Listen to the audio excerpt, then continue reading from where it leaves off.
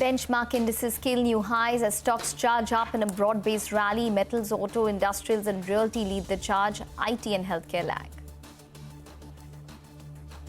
Reserve Bank of India has permitted IIFL Finance to resume gold loan business from September 19th. The move, which had significantly impacted its business in a segment, comes as a big relief for the lender. The stock jumps. Crude oil flares up with Brent hitting a 2-week high on escalating tensions in the Middle East following Hezbollah's device blasts in Lebanon.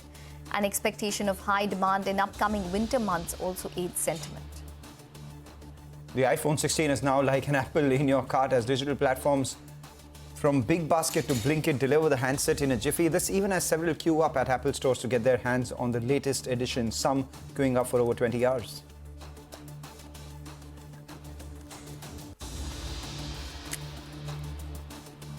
It's all happening here. It's a Friday afternoon. I'm Mangalam Malu. With me, Ekta Batra. You're watching us here on Halftime Report. It's a record-breaking session for our markets. All the frontline indices doing extremely well. And it's that day where if you've made some profits, you can go ahead, either queue up at your nearest Apple store to buy the iPhone 16. If not, then use your old iPhone to perhaps order it on any of these quick commerce apps as well. So no letting up for the market. In fact, after yesterday's reaction, today is a response, and the response is a resounding yes from the bulls. Hi, Mangalam. Well, it also tells you that while it is available on quick commerce, just look at the kind of demand that you have for a product which is so expensive. So that's the kind of demand or the consumption that you need to actually even track in terms of the. I mean, Apple probably has its own set of demand, but nonetheless, that gives you a sense in terms of the kind of demand that you're seeing for such a high price object or product as well. But nonetheless, for the markets, the US markets have surged and India has followed suit, and Nifty is at a record high. The frontliners are outperforming the broader markets on a week-to-date basis today. So at current reckoning, the Nifty is up around 1.3% for the week. The mid-cap index has lost around 0.5%. The BSE small cap index has lost around 0.5% as well. And on a week-to-date basis, if you just want to look at it in terms of key indices, we have the Nifty Bank, which is up around 3%, the BSE Realty Index, which is up around 2.7%. And what has stood out on the declining side is that the Nifty and the IT index are down more than 2%. So that's really what is taking place in terms of key indices, sitting at record highs for the Nifty, which is at around 25,710. But let's kick off the show with one particular stock which is in focus and is really powering ahead. IIFL Finance, which has zoomed more than 8% after the Reserve Bank has lifted restrictions on the company's gold lending business. Ritu is here with more details on what this exactly means for the company.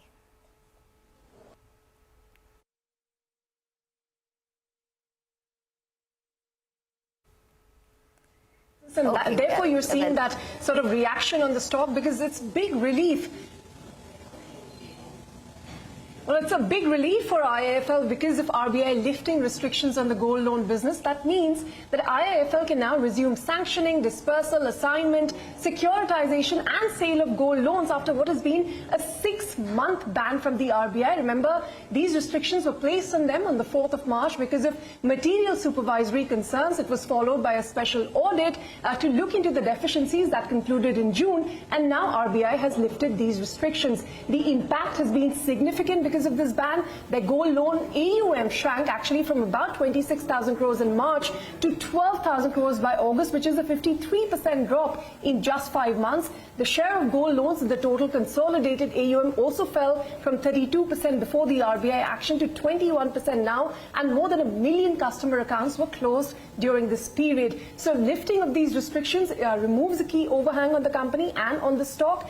Jefferies, for instance, has upgraded the stock to buy with a target price of 595 rupees. They expect a gradual recovery in the gold loan disbursements, normalizing over the next 1 or 2 quarters, though they do expect the loan book may further decline from about 12,000 crores now to 9,000 crores by September. Now, while the portfolio recovery could take some time, they say the easing margin pressures and high gold prices could offer some support. All right, take that point, Ritu. Thanks a lot for that. As a result of which, we are seeing some, movement on the downside for its competitors, the likes of Muthoot Finance as well as Manappuram too.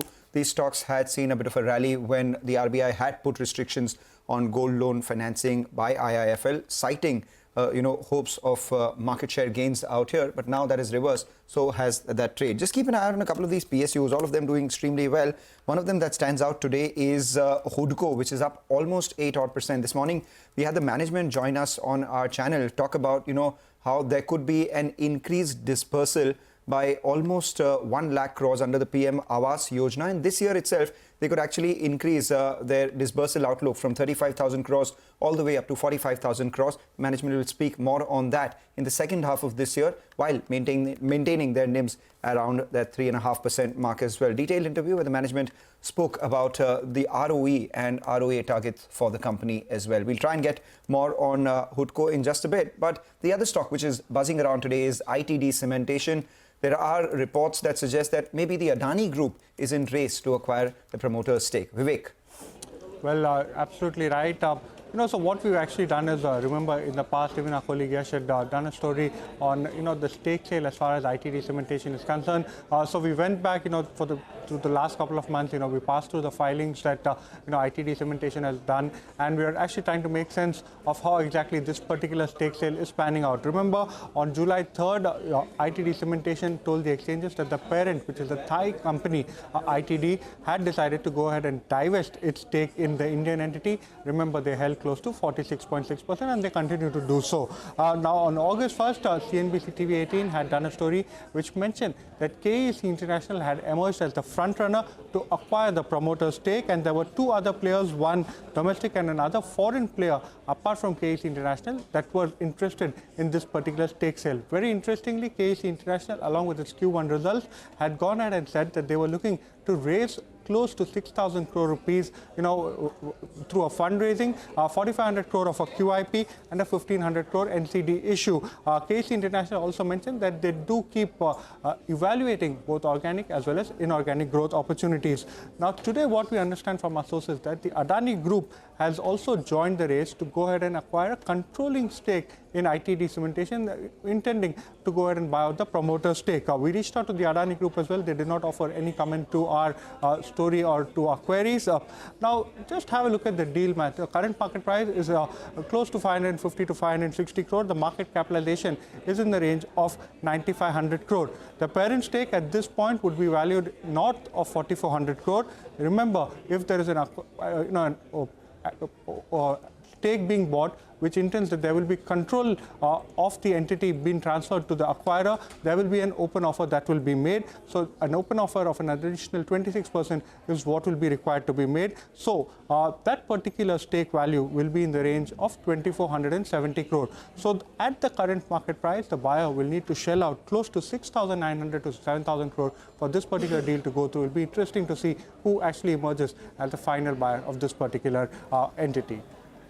Okay, all right, Vivek. Thanks very much for that. So that's ITD Cementation, maybe some M&A on the cards there. That stock up around 20-odd%. But Reliance Infra has surged in trade after the company's board has approved a fundraiser of around 6,000 crores via QIP and preferential issue of shares. Vivek is still with us to tell us about this story. Well, that's right. Just a couple of days ago, we had told you about how Reliance Infra had gone ahead and repaid a few NCDs, from Edelweiss ARC, and, the debt had come down quite significantly. Now, along with that, a very interesting development, the company has announced a fundraise, like you mentioned, both via preferential issue as well as a QIP route. Preferential issue of almost 3,015 crore. Some noted investors coming in, even a promoter entity is looking to infuse funds. The promoter entity is Rise Infinity Private Limited, and Florenti Innovation, which is actually run by Matthew Syriac, a noted investor who has investments even in other listed entities, and Fortune Financial and Equity Services are the entities that are putting in funds via the preferential route. The QIP fundraise, again, of close to 3,000 crore, total fundraise of around 6,000 crore. Important to see whether this particular fundraise sails smoothly, and that'll be important for the fortunes of Reliance Infrastructure. All right, Vivek, thanks a lot for that. So that's about Reliance Infrastructure doing well in today's trading session. But as we slip into a short break, let's give you some good news. All your viewers, India's business news leader is now just a click away. Introducing CNBC-TV18's all-new app. Get instant access to breaking news, in-depth articles, and all news coming in from the financial world, the updates on your fingertips. Download the CNBC-TV18 app, now available both on iOS and Android from the Apple Store or the Google Play Store. Everything for you on the go.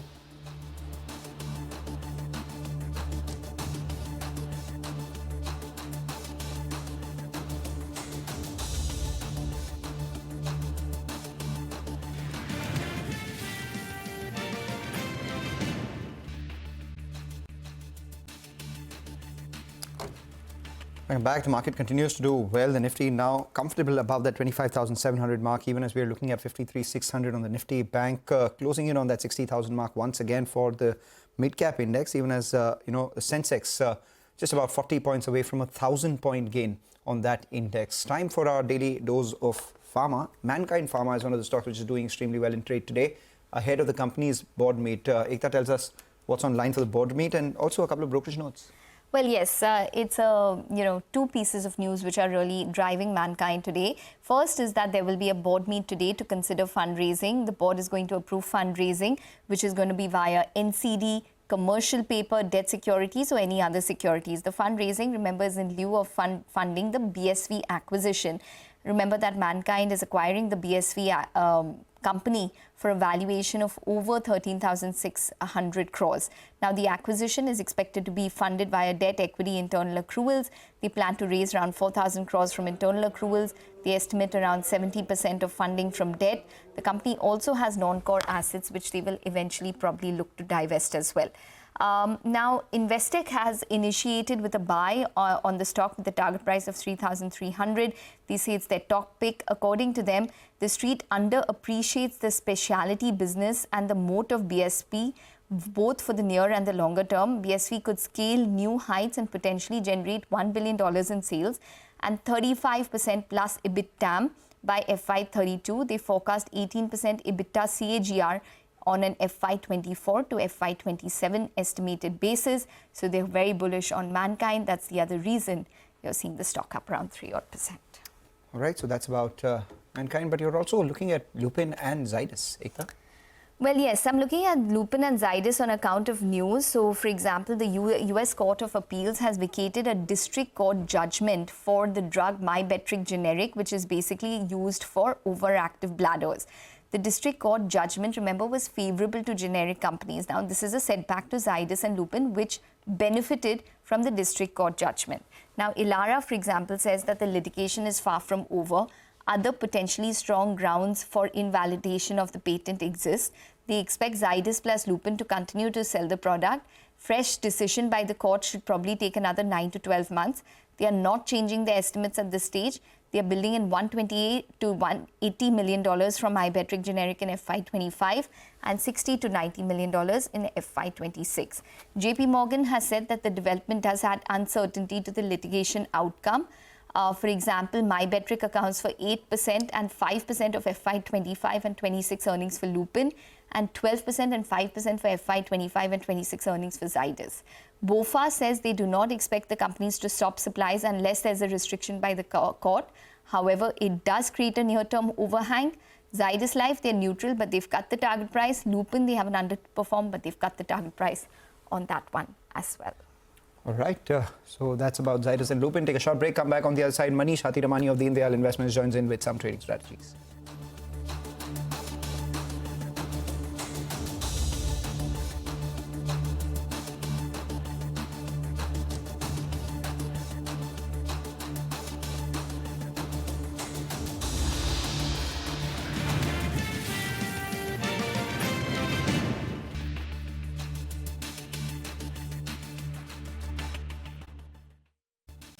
Welcome back. You're watching us here on Halftime Report. The market is doing extremely well, so good time to get you the FNO update at midday itself. A big rally is what we're seeing in the markets. There's no two ways about it. 553 points on the Nifty, Bank 280 points on the Nifty. The mid-cap's doing even better. What's actually good is that, the Nifty is being contributed by all the heavyweights today. Nifty, Bank doing well, 1% higher. If you look at the contribution chart of the Nifty, looks pretty strong. On the one hand, you'll have, names like HDFC Bank, ICICI Bank being the top contributors. Alongside that, we have names like Reliance contributing on the way up to the index as well. There you have it. This is the batting lineup that comes up for you. HDFC Bank 50, ICICI Bank 31, Reliance itself 30, M&M and the others are giving it a good up move, whereas the draggers are far and few in between. Not too many on the way down itself. TCS maximum about 5 points taking off. NTPC down about 2 points as well. It was the top Nifty gainer yesterday. Keep an eye out on the market breadth as well. It's improved after 4 days of selling. So if you look at, the contribution, if you look at the crisscross lines, you would see a wide difference between the number of stocks which are advancing versus the number of stocks which are declining. And that continues even now. The other thing that we're looking at is the short covering element of the market right now. 25,500 call writers were pretty active this morning. And once the Nifty did cross past that 25,650 mark, these shorts started to feel the pressure and started covering their positions. And now we are seeing some punt buying at 26,000. Remember, last week, the 26,000 call that expired yesterday was just about 1 rupee. And now it's surged all the way up to 38 rupees. So those who would have rolled this over would be making some money. 25,700 put writers fairly active as well, telling you that the support has come higher for the market, closer to 25,450, 25,500 itself. Lot of long positions being added in the auto space today. We have Maruti Suzuki, M&M, Escorts, all of them fairly well bid with a lot of open interest backing them. And I'll just keep an eye out on Birla Soft because that stock today may exit F&O ban, showing some signs of life today. Okay, all right. Thanks very much for that, Mangalam. So that's the F&O update. Voda Idea is in focus on account of the July telecom data. BSNL has added around 29.47 lakh users. Remember that Voda Idea was in focus in yesterday's trading session with steep losses because of the court ruling with regards to the AGR dues. And it's in focus today on account of the user addition subtraction, which will take place for the July telecom data, which should be up on your screen. It has lost around 14.13 lakh users versus a loss of around 8.6 lakh users on a month-on-month basis. Manish Hathiramani joins in to talk about the technicals of the market. Manish, hi, welcome to the show. Since we are discussing telecom, what's your view on a stock such as Bharti Airtel, which was fairly resilient despite bad news yesterday? Good afternoon to you, Ekta and Mangalam. Thank you so much for having me on the show. Well, we've looked at all the telecom stocks yesterday as well when the news came out. Bharti Airtel in specific, I think, would become a buy only if you have a mild correction. We haven't really seen too much of a downside on that, so we are already in an existing uptrend. I would not recommend any fresh buys on that, but any kind of correction should be bought into. Okay, any kind of correction should be bought into. What are you tracking today? There's strength in the markets. How are you playing into it? Well, Ekta, Nifty has got a very stiff resistance at 25,650. We are trading above that, closer to 25,700. If we can give a closing today above this 650 level, I would be boisterous and ambitious to give a new target of about 26,100 with a support at 25,200. What is really worth looking at is the Bank Nifty, because Bank Nifty has been subdued for the last week or so. If we are able to keep above this level of 53,400, I really wouldn't be surprised if we see all the way to 55,000 on the Bank Nifty. My trading calls are ideally two buy calls, one on L&T and HDFC Bank. L&T for a target of 39.20, stop loss 36.70. 3,500 is a good support for this stock. We have bounced from there after the recent correction. A positive chartical formation has now been formed with very good volumes. HDFC Bank has got a target of 1830, stop loss 1635. 1580 to 1675 was really a range that we were stuck in for a while. We have broken out of that range and we've also got the support of the Bank Nifty. Therefore, this momentum is here to stay. Momentum is here to stay, and you've been calling the momentum on the markets quite, fairly. Thank you for joining in and giving us your views. Take a short break, come back on the other side. We have Ravi Menon of Macquarie Group joining in to discuss the outlook for the IT sector after the 50 basis points rate cut by the US Fed.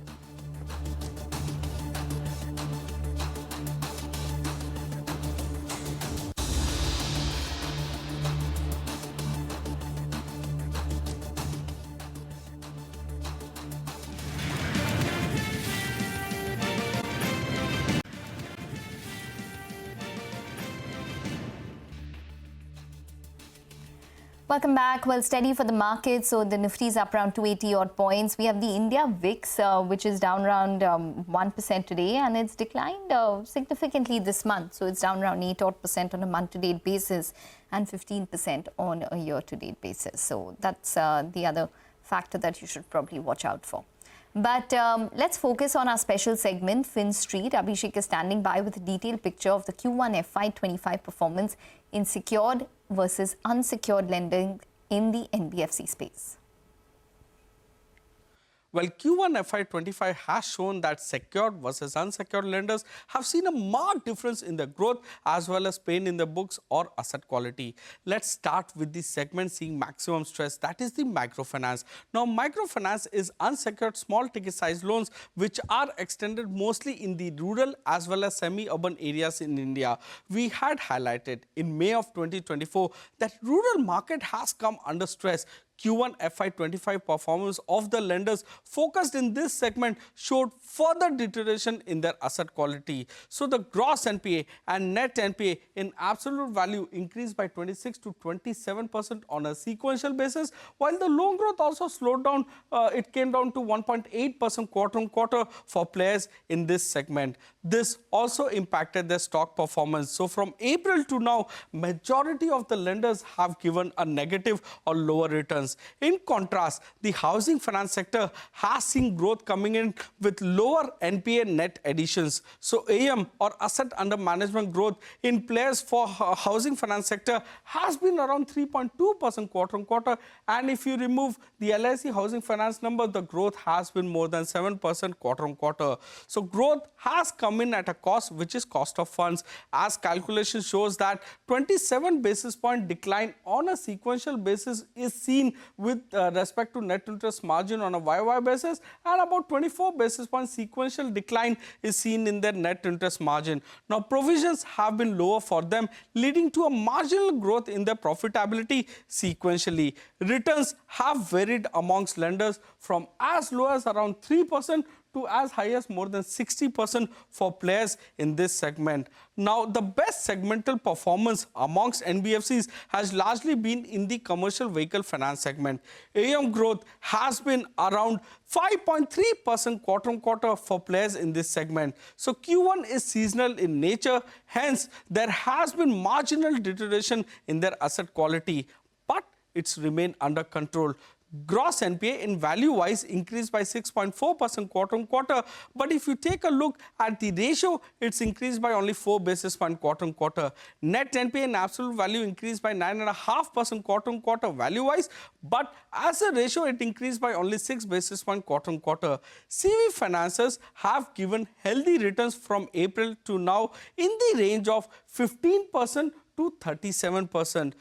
Cholamandalam, on a one-year forward basis, has become the most expensive or valued firm amongst NBFCs. In fact, if you compare all these performances with the Nifty, the index has seen only 11.5% gain over here from April to now. So let's take a look at some of the other highlights in this segment. In last 5 to 5.5 months, from the highs, Nifty has given a negative return of around 1.9%, while Fusion Microfinance, Jana Small Finance Bank, Ujjivan Small Finance Bank and many other players focused in the MFI segment have given a negative return of more than 20% on an average. Secured lenders, on the other hand, have largely given single-digit negative return between -6 to -9% from their highs. From the lows, Nifty has given a return of around 17%, while MFIs have largely given return of less than 11%, except for ESAF Small Finance Bank. Secured lenders like Cholamandalam, Awas Fin, Home First Finance, Shriram Finance, as well as PNB Housing has given robust returns of anywhere between 38% to as high as 67%. So from the above analysis, it's clearly seen that in the recent months, investors have favored secured over unsecured lenders in the NBFC space. Unsecured lenders get better margins and return profiles during the good cycle, and vice versa. When the cycle is bad, it impacts their growth as well as deterioration in their asset quality. Housing finance is doing good. Focus of the government is on Pradhan Mantri Awas Yojana 2.0 as well, which should augur well for them. Commercial vehicle segment has performed the best when compared to other sectors on various parameters. All right, thanks a lot for that, Abhishek. With that, we'll step into a short break, and on the other side, we get as the promised conversation on the IT space with Ravi Menon.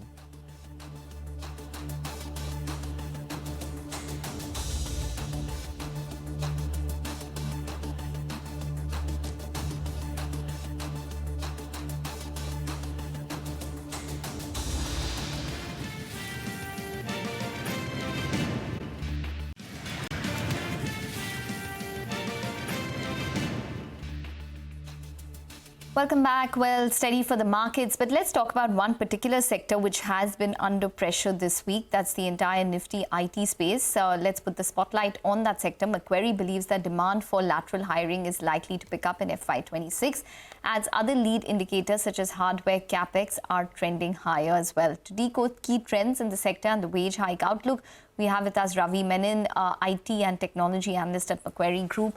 Ravi, hi, welcome to the show. Well, the news was with regards to Accenture delaying their promotion cycle to June from December. And, after skipping some amount of salary hikes as well. So that probably deterred a lot of sentiment in the market. What is your reading of it? I wouldn't worry too much about it. Say, definitely not a bullish indicator, that I agree. But I don't think it's necessarily very bearish either, because it's not a one-time change this year. Right? They are saying that this is going to be a permanent change because if you're thinking about a December cycle promotions, you need to start planning for it in October. There is too much volatility now. I think in October, you have really not much idea about next year's spending plans. As we saw last year, right? People were expecting a rate cut in May. That hadn't happened. So, we had actually initially been expecting that this year spending will start picking up in June. And with the rate cut that's happened only in September, now it looks like that's come too late for an improvement in spending this calendar year. So it's only next year. So I think it makes sense to align to a June promotion cycle for them. If you look at what Indian firms have done, look at Wipro, for instance. Last year they had deferred their pay hike from the usual June cycle to December. This year they've actually moved it up a little bit. They're doing it in September. They've also reportedly given a wage hike that's better than what they've given last year.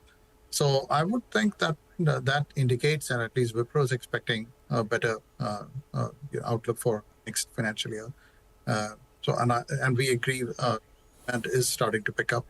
We're seeing somebody, like you already mentioned, the hardware capex that started picking up. Channel checks also says that conversations with clients are improving.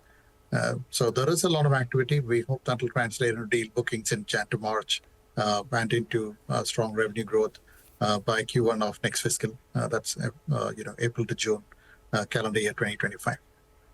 So in light of that, what do you think would be, you're talking about Wipro, you did name that, but what are the other, top line IT companies, the frontline IT companies that you have your views on? So TCS is our topic in the sector, followed by HCL Tech, then Wipro, then LTIMindtree. We are neutral rated on Infosys and negative Tech Mahindra, which we have an underperform on. So TCS, we think, offers the broadest portfolio. Valuations we think are reasonable given, their strong free cash flow conversion. They also don't have any balance sheet risks. Unlike what we see at Infosys, we think, earnings volatility occurs there. We've seen now 3 quarter fours where Infosys has but below expectations on revenue and margins. And we think that's related to a lot of large deals that they've taken on where they carry a lot more risks. And they're not used to doing that, unlike TCS and HCL Tech, I think, which have been doing large deals for a long time and have internalized that risk management capability very well. And we also see that manifested in higher unbilled DSOs for Infosys compared to TCS and HCL Tech, where that's pretty steady and much lower. Okay. Well, I just wanted to get more details about why and where and which segments do you think that demand is looking better for when it comes to Wipro? So Wipro particularly, because since their Capco acquisition, we think they should have a better win rate in BFSI. BFS is actually expected to be the first sector where I think we should see pick up in demand, especially in North America. And even in the last call, Wipro management had spoken about how they're seeing an improvement in North America BFSI. We've seen that in the numbers as well. Europe BFSI is still not doing so well, but we hope that will also come back to good growth next year. Right. Outside of, the wage hike related issues and the sort of uncertainty, your call on the IT pack, what is it fundamentally based on? Is it a valuation thesis right now, or are there opportunities for growth and perhaps in some cases higher growth than earlier as well? Do you see that? Is it value versus growth? Just wanted to understand that. I think it's both really. We see much stronger growth compared to what we saw pre-COVID. We don't agree with most people's thesis that what we saw during COVID was just pent-up demand. We think that we will see a very strong enterprise technology refresh, and that will mean much faster growth for services companies compared to, say, the 2016 to 2020 sort of period. So we should see hardware, big changes happening there. So I think the good profit pools in this tech cycle is going to be in hardware and in services, because off the shelf there is really no software available to take advantage of all the new hardware that is to offer, especially in AI. So I think services companies will be required to create a lot of solutions for customers. Okay. Can you tell us a little more about your mid-cap pick, Persistent? So Persistent, again, we see that as very well placed because they have no legacy. So they are in a right position to play disruptor. They also, I think, have point solutions to get into new customers. They've deployed a lot of sales personnel over the last couple of years. To some way, I would say, over-invested deliberately, so that when the demand picks up, they are in a good position to get that sales and marketing leverage and get that into their operating margins. So we expect to see that play out with good margin improvement over the next year.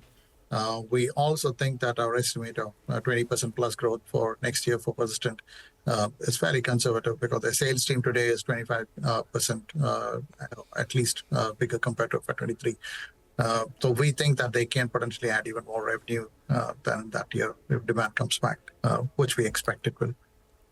Right. You briefly mentioned the two letters that everyone's talking about, that is artificial intelligence. You said AI.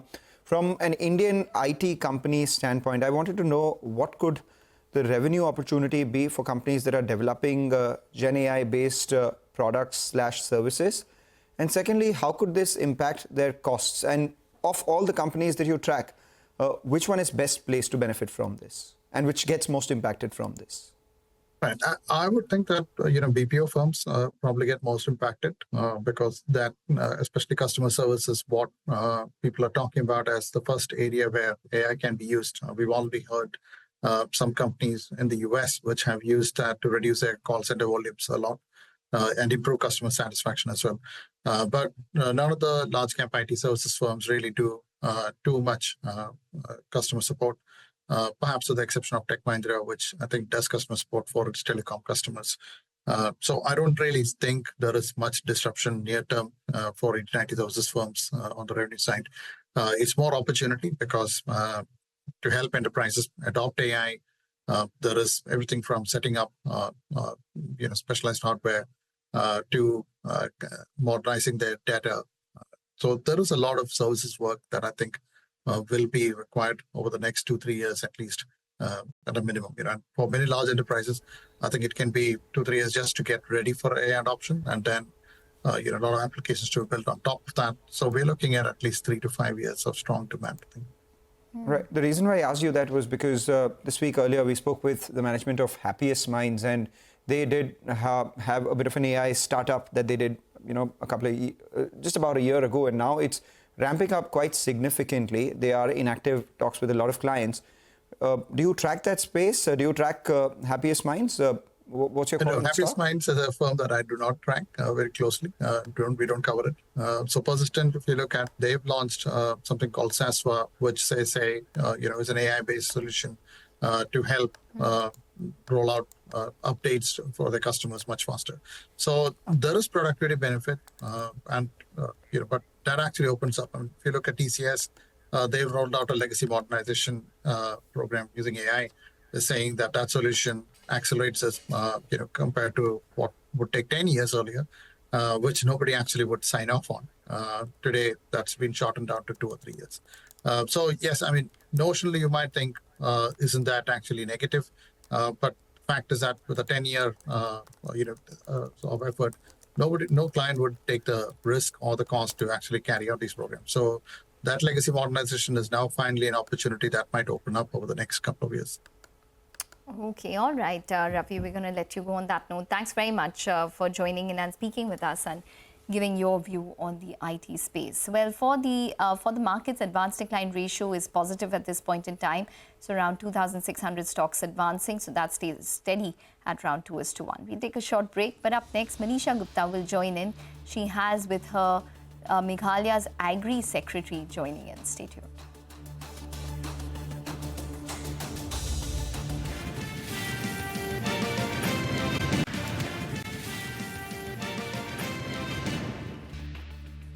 Welcome back, and joining us now on the show is Mr. Vijay Kumar D. He's IAS Commissioner and Secretary, Department of Agriculture and Farmers Welfare at the Government of Meghalaya. Mr. Kumar, hi, thank you so much for joining us. And there's lots that being done for farmers. We've seen various notifications coming from the central government, and the state governments also are doing their bit. So when it comes to Meghalaya, what is the kind of contribution that we are seeing to agriculture exports within the country and outside as well? We have the advantage that we have a whole bunch of crops that are export worthy, but we have a lot of challenges, right? Because our production is not very high. Our farmers are not, because these are grown in hilly areas. So the habitations are very dispersed. The fields are very far away. So it's not like the kind of plain agriculture that we know, which is where you can do, hundreds of hectares of land continuously cultivating a continuous tract of land using mechanization and stuff. And therefore, aggregation marketing becomes easy. So having said that, in Meghalaya, what we are doing is that to overcome these problems of spread out habitations and villages, the plots being small and the inability of grassroots organizations, whether it is FPOs and all, to aggregate the produce. So we have started working from the bottom, which is to strengthen the grassroots institutions, which is our FPOs, cooperatives, which can actually aggregate the produce. Because the first step to export is aggregation. So without aggregation, we'll not be able to export. So we have strengthened that network over the last 2 to 3 years. So today we have a very strong network of cooperatives and FPOs, about 500 of them across the state, so which are aggregating very high value crops of the state, like turmeric, ginger, fruits like pineapple, oranges. Some of our farmers also grow vanilla. So other spices, pepper, bay leaf is very important. So all these are now being aggregated. The produce is being collected, aggregated. Their primary processing units set up at various aggregation points, and from there we are able to. We have a hub and spoke model. We have about 500 primary aggregation points, and we have about 50 hubs. So at these hubs we do the final processing, and from there obviously there is the sorting, grading, standardization. Also, Mr. Kumar, so when we look at agriculture within the state, how would you look at entrepreneurs, startups, and what is it that the Meghalaya government is doing to give support to them? Agri startup space is very interesting, and again in Northeast, huge opportunities exist, and I'm glad that our entrepreneurs are taking up those opportunities. So in the food processing space, there's a whole bunch of, I keep giving this example, if you go to Thailand, if you go to just Bangkok airport, you find all these processed fruits, basically oranges freeze-dried or heat dried. All fruits are dried and they're being sold across the, mangoes are being, mangoes which are produced in Philippines are being dried and they're being sold in American markets. So today, I think the processed food industry, which is, has become very big. The opportunities are huge. So even for our fruits, our advantage in the Northeast is that we are naturally organic. So most of the produce that is from here is organic. It's produced without any chemicals. And then if we are able to increase the shelf life of these produce, because typically we think of juices, jams, and jellies, but I think today the market, there are a lot of, instead of eating potato chips, I think people want to eat dried fruits. So now technologies exist to kind of do that at both small and large scale. Freeze drying is a big technology, is something that's very big, which keeps the freshness of the fruits and the vegetables vegetables for a very, very long time. So we produce a lot of strawberries, for instance, and there's a huge potential to kind of again do freeze drying or various other processing and take them to the market. So these kind of processing opportunities, we are supporting the entrepreneurs. So we have both grant windows and loans that we provide both from the state government. We leverage Government of India schemes. And entrepreneurs are being supported to set up these units. So some of these are being set by individual entrepreneurs, some by collectives, which is again our FPOs, because the investments are also huge. So sometimes individual entrepreneurs find it hard to make big investments. So there's a combination of both these kinds of entrepreneurs. But yes, the food processing space is very big, and some of our people are doing very well. Mr. Kumar, as you said that Meghalaya does lesser volumes but higher value crops here, and you do see a lot of export possibilities here as well. So what are the global strategies that as a state that you're looking at? So when you say global platforms, I'm expecting you're talking of e-commerce, you're talking of the Amazon is of course the place where everybody goes to buy stuff. So this is again, we are putting our products. So we have created brands. We have now a couple of brands. We have one brand which is called the Meghalaya Age Limited, which is a luxury brand of the state's food and craft products. We also have a brand called the Meghalaya Collective. So it's a collectives brand, which means it's the brand of all our farmers groups. So these brands, we are trying to put the products of these brands on Amazon, online, on the various e-commerce platforms, so that they get a much wider reach. And honey, again, I didn't mention, has today, I think honey is something that is consumed almost on a daily basis by most urban households, and people are looking for good quality, whether it is the wild forest honey or specialized honeys that we have, the orange honey or the lychee honey. These are very high quality products that we have. So we are again trying to put these on e-commerce platforms and reach to a much wider audience through these marketing interventions. All right. Thanks a lot, Mr. Kumar, for joining in. Thanks a lot, Manisha, for taking us through with this conversation. While the conversation was on, the Nifty went ahead and hit that 25,800 mark as well. It's a bull run that continues. The melt up from morning. If you just take a look at the intraday chart, there are periods where the Nifty just keeps moving higher in a step related fashion, and right now it's 25,800 for the frontline index. It's led again by the same heavyweights that have been doing the heavy lifting all through this morning. So we have ICICI Bank, which is doing extremely well. Fresh record high for that one, continues over the last 5 sessions. It's actually up close to around 12 to 13%. We have HDFC Bank as well, which continues to do well. So the intraday chart of HDFC Bank comes up for you, and then you have Reliance, which is among the top contributors to the Nifty. So the market, once again, a complete up move is what we're seeing. Close to 400 points on the Nifty, 1250 points on the Sensex. The mid-cap index holding up with gains of 1%. It's that kind of a day where even a 1% move actually amounts to underperformance, because all the other large-cap indices are doing 1.5% in terms of gains. So what we'll do is, on this firecracking afternoon, take your leave on this edition of Halftime Report. Take a short break, come back, business lunch. We'll take all the market action ahead. Stay with us.